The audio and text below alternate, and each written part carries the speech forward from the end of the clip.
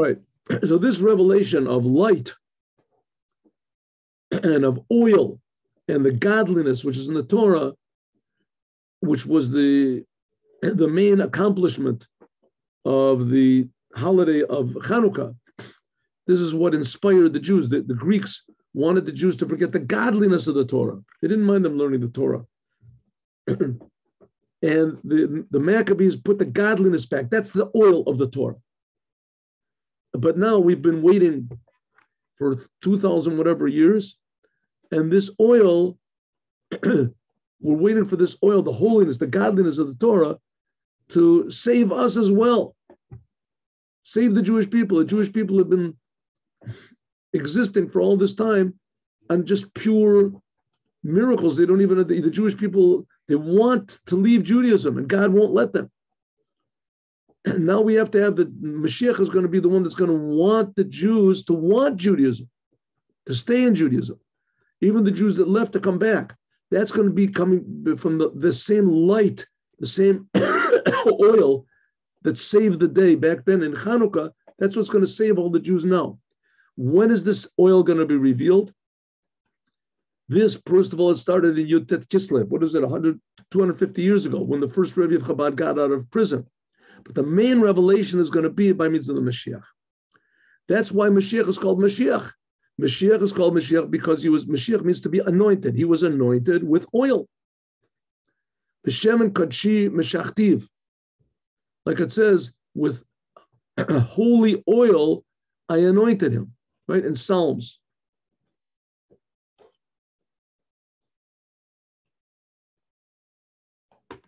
And that's the whole time. When it says in the days of the Mashiach, what's going to be the big accomplishment of the Mashiach is that the whole world is going to know God, and that's all that's really going to interest everybody. The whole entire world, all of mankind, will only be interested in knowing what God is. Like nowadays, people are interested in money, they're interested in pleasures, they're interested in whatever, and then they're only going to be interested in knowing God. But Allah, how much more so the Jewish people? The Jewish people, if everyone's going to be interested in knowing God, the Jewish people said, this is the Rambam, this is the Maimonides. They'll be tremendously wise people, and they'll know concealed things. They'll be able to grasp the awareness of their Creator. The main learning of the Torah will be the secrets of the Torah. And therefore, the more that we approach the actual revelation of the Mashiach, the more will be added the revelation of this oil of the Torah. That this is what says the taste of the Torah of the Mashiach that we're getting now. That's Chassidut, the taste of the Torah of the Mashiach. Yes, though, we can say that we're approaching the arrival of the Mashiach is also the reason why there's so much darkness in the world. Why? That because the holiness is becoming more and more, I say, the total revelation of holiness is coming closer and closer. So also the opposite is also closer. The opposition to Mashiach is greater. We have to fight against it. How are we going to fight against it? That's the idea of the Mashiach. The Mashiach is going to fight the battles of God until he wins. This is especially stressed in Chanuka. The holiday of Chanuka is, in addition to the fact that they set the holiday by means of oil, and oil is connected to the Mashiach, but also there is 8 days. 8 days, that's the 8 lights of Chanuka, that the number 8 is connected to the Mashiach. Like we learned just now in Torah Or. Remember, that's the 8 anointed men that was spoken about in the prophet, Micha. And it says also the harp of the Mashiach is going to have 8 strings. In the temple, it says it was 7 strings. But even more, on Yud Tes Kislev, then began the real revelation of spreading out the well springs of God out. This depends on the arrival of the Mashiach, like the Mashiach said to the Baal Shem Tov. When the Baal Shem Tov asked him, Emotai Katimar, when are you going to come? So the Chassidut, the Mashiach said, when your deep teachings are spread out, when they're spread out, your deep teachings, chutza, outward, in other words, to the ends of the world, when everybody knows about Chassidut, from the revelation of Chabad to the Alter Rebbe and Yutet Kislev, there's more and more energy, and it's more and more revealed in each and every one of the generations of the 7 generations of the Nesi'ei Torah Chassidut of Chabad. The first Rebbe, and then there's the middle Rebbe, the second Rebbe, Dvar, and the third Rebbe, Tzemach Tzedek, and etc. And especially by founding the yeshivas of Tomchei Tamimim. That was done by the 5th Rebbe. The 5th Rebbe founded the yeshivas of Chabad called Tomchei Tamimim. And those yeshivas, they have special, an hour in the morning, an hour in the evening, of learning Chassidut. And the pupils that learn there are called soldiers. They're called the soldiers of the house of King David. They go out to war of the house of David to defeat those people who, those people who oppose the approach of Mashiach. He's gallows to David, and to bring actual revelation of David, Malchut Mashiach, and especially in this generation, that we've already finished everything. All we have to do now is just open up our eyes and see that Mashiach, that Mashiach is already here.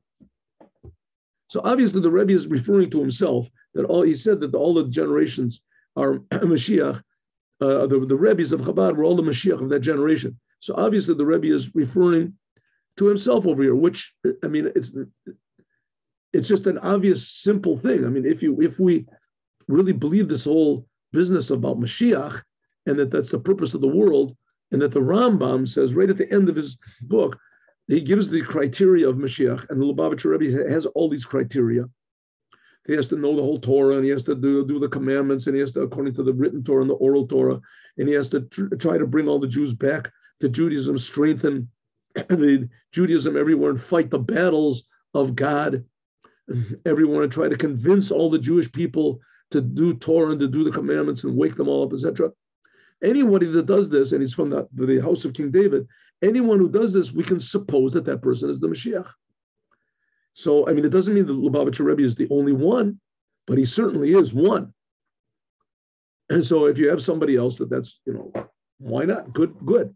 But if you don't have anybody else, or you just see that here we have an example, here's the Mashiach that the Rambam says. The Rambam says that anyone who does not believe him and wait for his arrival, he's denying the whole entire Torah. So here it is. Here he is. What we said before, and that you say the Rebbe is not alive. Well, first of all, the Rambam doesn't say that the Mashiach dying disqualifies. It says if he's killed, which dying is not the same thing as being killed. And also it says that tzaddikim really never, that there's a lot of places where it says the Mashiach will come from the dead. There's a Gemara, it says if the Mashiach comes from the dead, it'll be Daniel. Okay. Ha'omer Le'el, that we said before, this is relevant to this part of the week, the Torah portion of this week, Miketz. With Miketz, this hints at Ketz Hayomim. This is what's called the end of days, the end of exile. And Ketz Hayamin. Ketz Hayamin means the end of, ends, so to speak, the beginning of the redemption. Sometimes it's like from one end to the other, right? From one end to the other end, right? A string from this end, I take this end. So sometimes the word Ketz means beginning, and sometimes the word Ketz means end. So Ketz Hayamim means the end of bad times, and Ketz Hayamim means the beginning of good times, the beginning of the redemption. We can say that this idea of Ketz Hayamim and Ketz Hayamin, at the end of bad days and the beginning of good days, namely the end of the exile and the beginning of the redemption, This is connected to the two things we said about before.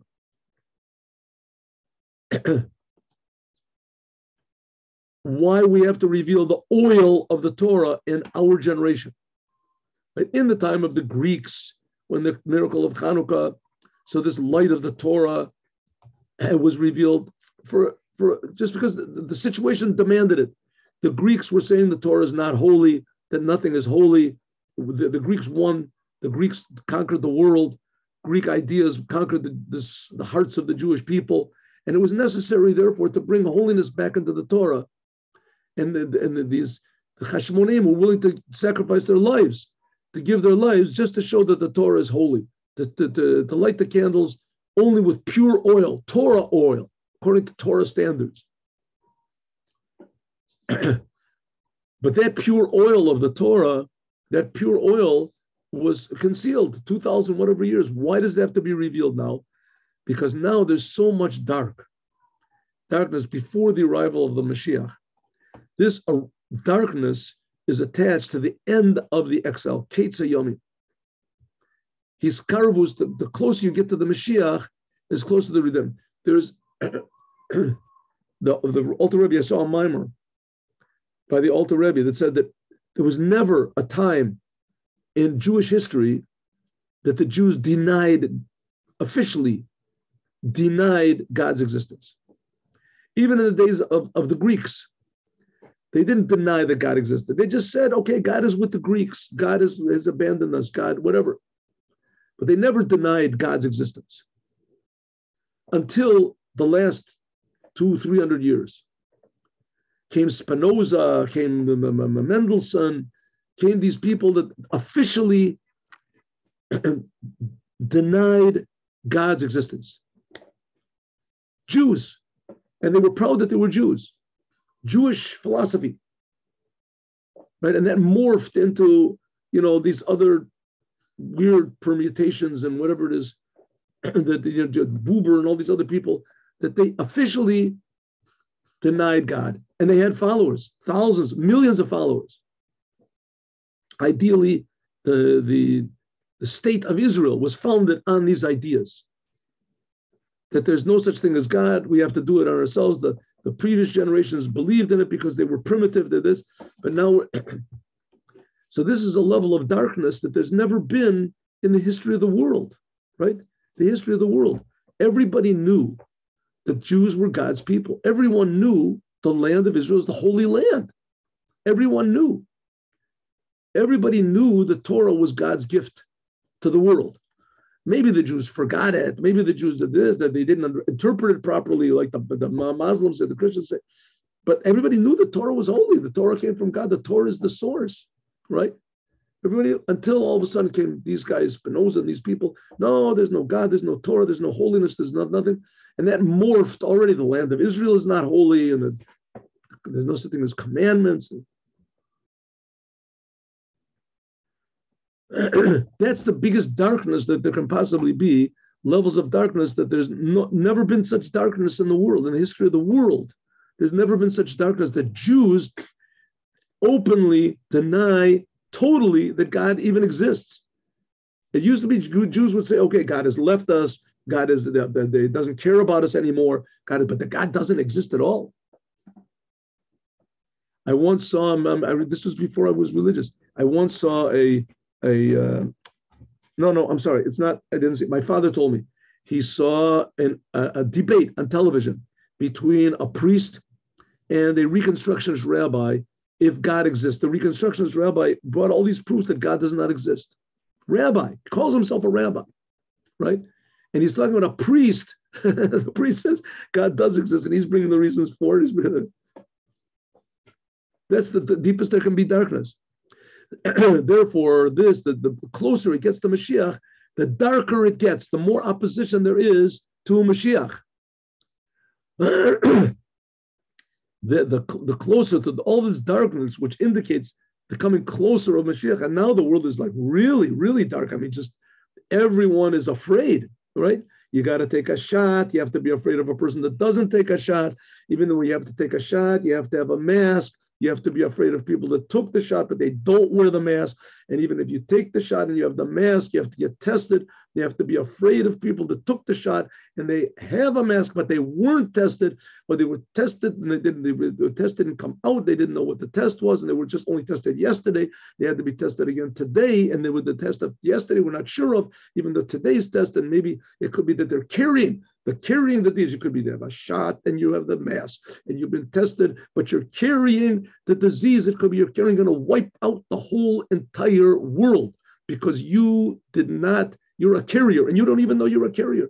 Be afraid of everybody. It's you have to close yourself in your house, and that's not going to be enough. Fear. The whole world is just in total fear and confusion and darkness. The whole entire world for absolutely nothing. Absolutely nothing. Right? It's a disease like every other disease. So you take normal, and they have cures for it. And that's the whole idea of coming close to the Mashiach. There comes more and more darkness. That's the creates a yamim. Creates a yamin is the beginning of the arrival of Mashiach. We can add on also that's connected to this Torah portion, mainly also to Yeshiv, which is before it, and Parshas Vayigash, and the Parshas that's going to come afterwards.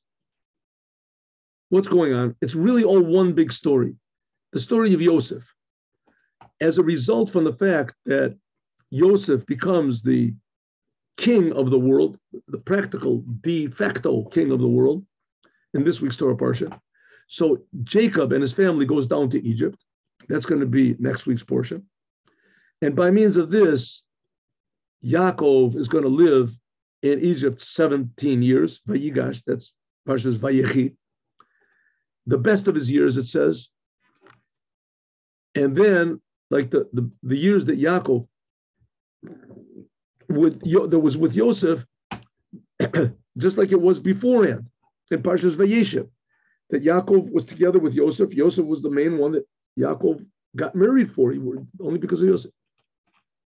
We're going to have to do this tomorrow. We're going to have to go over this tomorrow. Okay, let's just do a little bit of it. Where is Yud Aleph? Here it is. Oh, okay, no, okay, good. Okay, here we go. What does this mean? Yaakov is the third of the fathers. Avram, Yitzchak, Yaakov. Yaakov is the choice of the fathers of Judaism. And Yaakov is especially attached to the third redemption in the third temple. A eternal redemption in an eternal holy temple. Yaakov, it says he called when he reached Jerusalem, he saw Jerusalem, he called it a house by it. This is a Nachala B'li Mitzorim. Yaakov is the third. He's like the eternal aspect of the fathers. Abraham is love, but there came out of him, because he was too much love, came Yishmael. Yitzchak was awe and power and change, but because he was too much power, so they came out of him Yosef.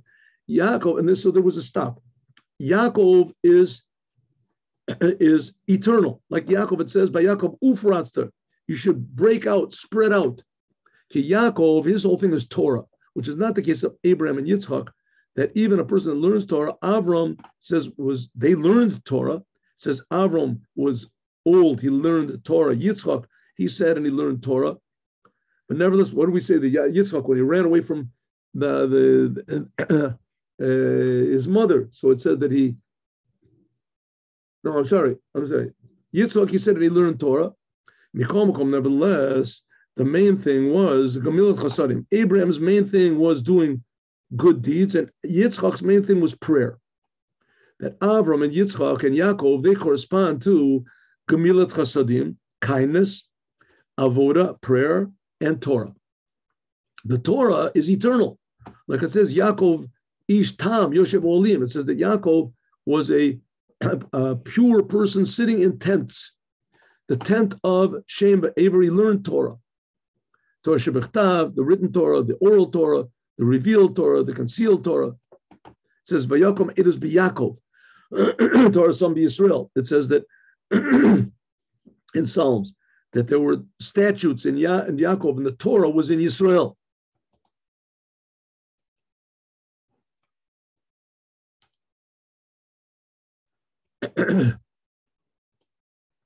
Yaakov is the thing that's above any limitation,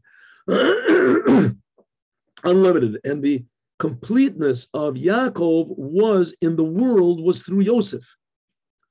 Yosef, when he went down to Egypt, he was the one who brought this infinite truth of Yaakov into the lowest places in the world.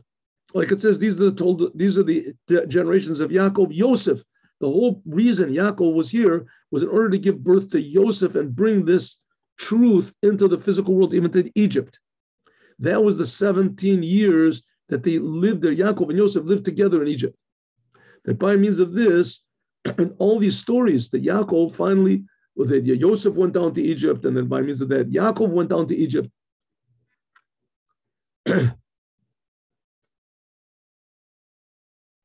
That's the whole thing of the giving of power of Yaakov to Yosef, was by means of the Torah and everything that happened that led Yaakov to come down into Egypt himself.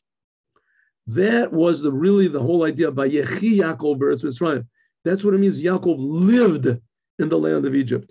That the revelation of Torah, that's the whole thing of Yaakov, is the Torah. Now the Torah, of course, was only given, several hundred years after Yaakov went to Egypt, right? 200 years, whatever, until Yaakov went down into Egypt.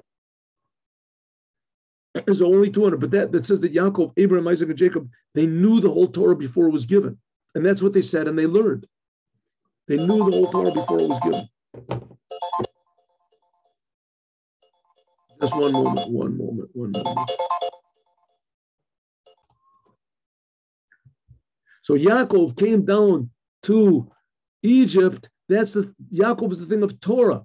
So it means that it came down and was permeated even into Egypt. And by means of this, there became the completion in the preparation of the world for the Torah and eventually Mashiach. Like it says, Mina Meitzer Anid Mirchav. From a Meitzer is like Mitzrayim. From a narrow place, God answered me in a wide place. The true wideness, true peace, and the future redemption, which should not be future. It all should be occurring right now. Therefore, this is the redemption of Yosef, like it says in the end of our portion. Yomer Yosef Elokim Pakad Yivkodetchem. Like Yosef said, God is going to visit you. What does this mean? This is the words that Moshe used to take the Jews out of Egypt. And Pakad Yivkodetchem, this hints at what it says, Bayomahu Yosef Hashem Sheni Yado, that God will add on. Yosef means is add on his hand, Osef, and he will gather together. Oh, Yosef also is to gather together all the scattered Jewish people from all over the world. And something like this happened. I mean, in the 6 Day War, I was not religious back then, the 6 Day War, but I remember the 6 Day War shook all the Jews up in the world. And it shook up all the enemies of the Jews in the world. Everyone was suddenly afraid of the Jews. Everyone was praising the Jews. Everyone was praising the Israelis. The Jews in America totally woke up. All of a sudden, the reform that they were against Israel, all of a sudden they were Zionists and they were for Israel, and all the youth was excited. We won. It was the hand of God. Everyone saw it. There weren't enough. The biggest non-religious, anti-religious, they went down to the wall and they put on tefillin. People were putting on tefillin, and there was a tremendous awakening of Judaism in the whole world. And then, but until the Israeli government started stepping in, they said, no, it wasn't a miracle. It was our pilots, fantastic pilots, nothing like our army, the greatest of all. They had, what's his name? Moshe Dayan. It was the training and the strategy we had. So he sort of calmed everybody down, cooled everybody off, including himself. In the end, they attacked us in the Yom Kippur War. 3,000 boys died unnecessarily. Anyway, that's a different story. But the fact is that there was such a thing, and there will be such a thing, big time, that the whole entire world will recognize and realize that God and his Torah are the same God and the same Torah that created the world, that took the Jews out of Egypt, the same God that's creating everybody.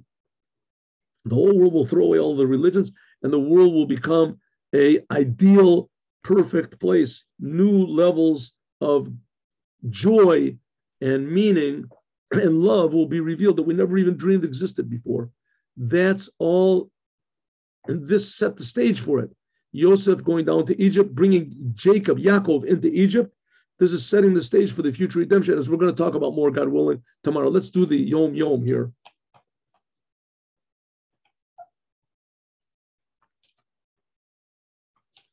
The Yom Yom.